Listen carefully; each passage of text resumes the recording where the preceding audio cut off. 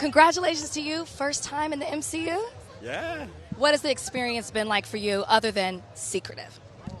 The experience of shooting or being here, because I feel like we shot ages ago and then I've just arrived here today and I'm trying to remember everything that happened. Yeah, just the whole experience in general. And then maybe even speaking to, you shot this a while back. Now you're here. You can finally, you can't really talk about it. Y'all keep it all under lock, but you're getting to watch it with a live audience tonight. I've seen it all. I sat and watched all 6 in a row in London. The big screen on my own.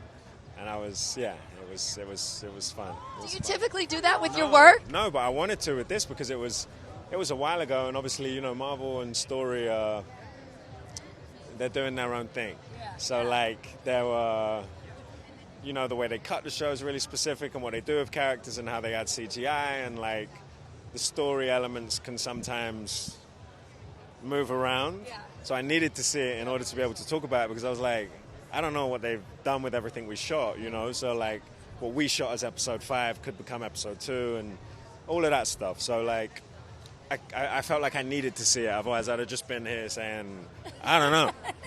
You can't tell us much, but you feel great about it, is what you're saying. I can't tell you much, but I feel like yeah, we did the best we could, you know what I mean? And like how they cut it together is over to them. It's out of my hands, you know what I mean? We just tried to do the best. Tell me what it was like bringing this character to life in this series. I really enjoyed it in a kind of sick way, you know? Like, so you like being bad? See, I liked it, but I was like, right, okay, so I've heard the pitch and the episodes are going to keep coming in. Like, how do we ground someone who behaves like this in a way that feels like real and truthful? And so like it was interesting to start like thinking about, you know, my experiences of, you know, guys who act in extreme ways like Gravik does, and I think the whole vibe for me with joining was that like they wanted to try and do something that was more grounded and more adult, and I was like, oh, that kind of suits me. So like, how do we make this guy someone who, not that we relate to, but where we like kind of understand where he's coming from? We get him. He's not like, woo, he's not a boogeyman. He's like a guy who's seen and experienced enough trauma to be like, enough's enough. Now you feel my pain.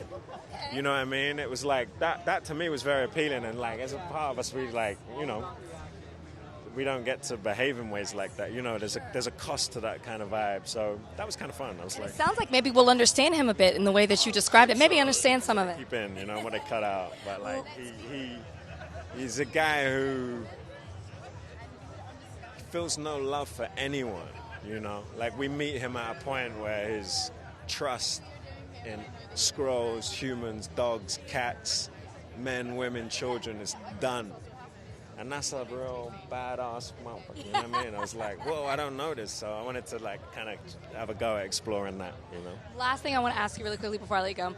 You have played so many iconic characters, from Barack Obama to Malcolm X and now Bob Marley. Bob, him come.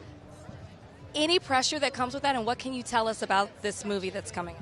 Biopic. Any pressure that comes with it, yeah, it's a huge amount of pressure. It's not something you don't want to mess up. But luckily for us, or luckily for me, really, like, Ziggy was there the whole time. Yeah. And Neville Garrick was there the whole time, who's one of Bob's best friends. And we had a really close relationship throughout the prep, throughout the shoot. And I felt very protected by them, and I felt like I had the right kind of guidance to see me through. And I worked like a maniac, you know what I mean? I was like... But... it was a huge joy, you know, like to get to explore Bob's, just Bob on a musical level, and what he was able to do in that 10 years, and the dancing, and like, it was intense, but it was fun.